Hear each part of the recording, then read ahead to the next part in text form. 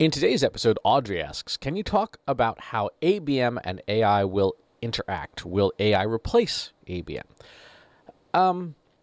So ABM, or account-based marketing, is predicated on the idea that there's a certain type of prospective customer. This is mostly for B2B marketing, although it does work for complex B2C marketing as well. And it's predicated on the idea that there's this pool of prospective customers that represent your best potential customers out there.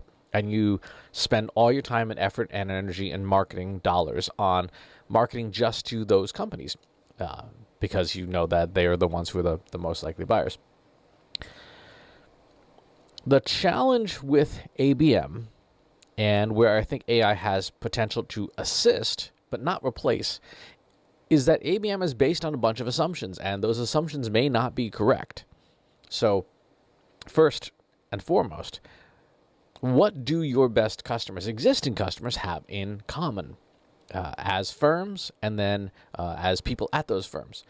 This is an area where obviously artificial intelligence and machine learning have a great deal to offer, where you can look at the characteristics of these companies in massive combination to try to understand, what do your best customers have in common?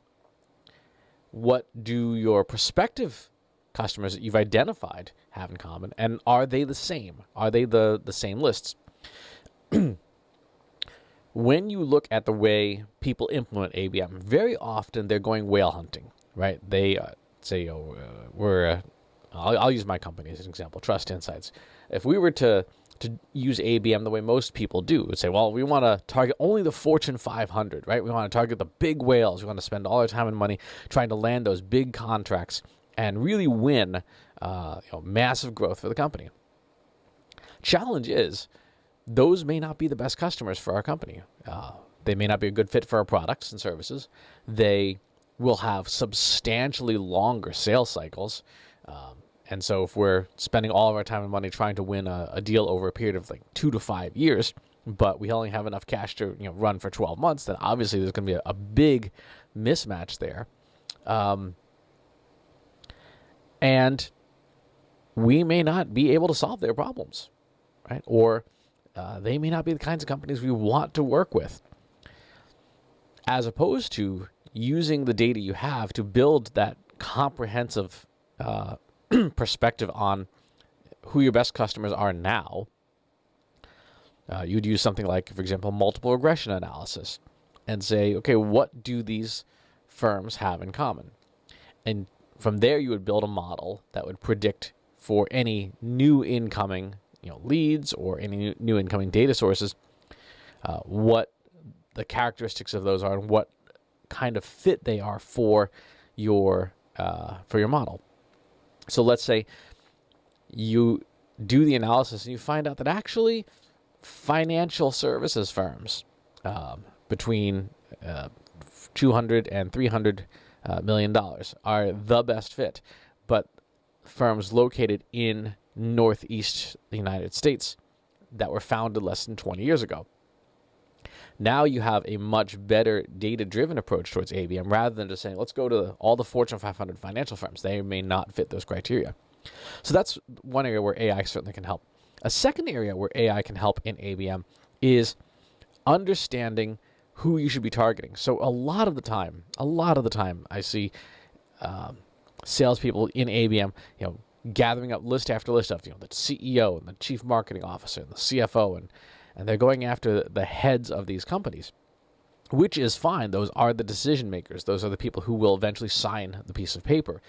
But if you are trying to reach people that can get you into a long, complicated sales process, they may not be the best people. So again, using artificial intelligence and machine learning, you can construct a model to say, okay, for the average sale that goes through in our data, what is the chain of interactions that happens that leads to those sales?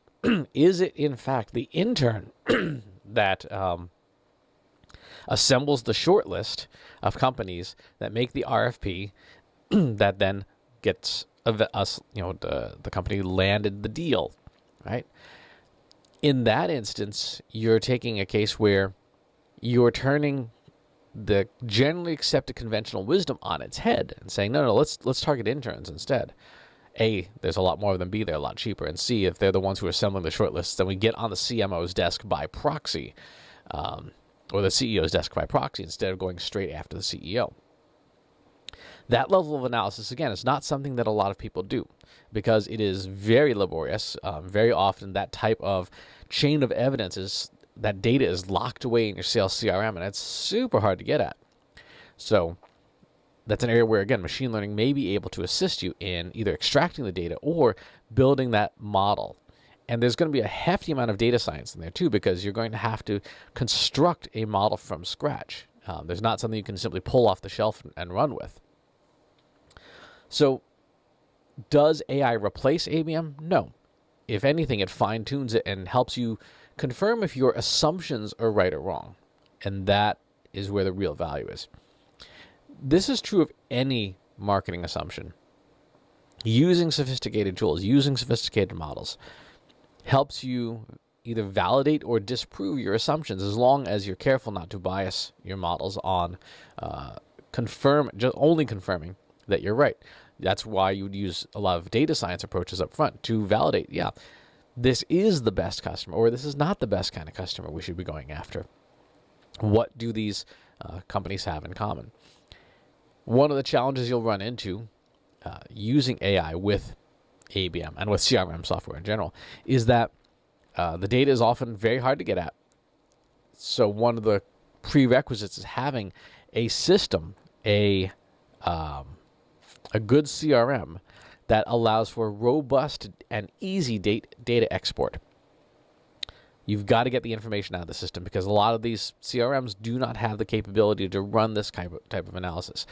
They will advertise that they do. There's some leading CRM vendors that love to talk about how much AI is baked into their product, and I'm sure there is. They've put a fair amount in there, but there are some things and some tasks that are either so computationally expensive or so technologically complex, or your data requires so much customization that these vendors will be unlikely to offer that as an option for your company that will solve your specific problems. So look for those CRMs that allow for a robust and easy data export to get you to your AI models faster and better. Good question. There's a lot of stuff you can do with ABM that is a lot of fun. There's a lot of stuff you can do with AI to tune it up and make it work better. If you have follow-up questions, leave them in the comments box below.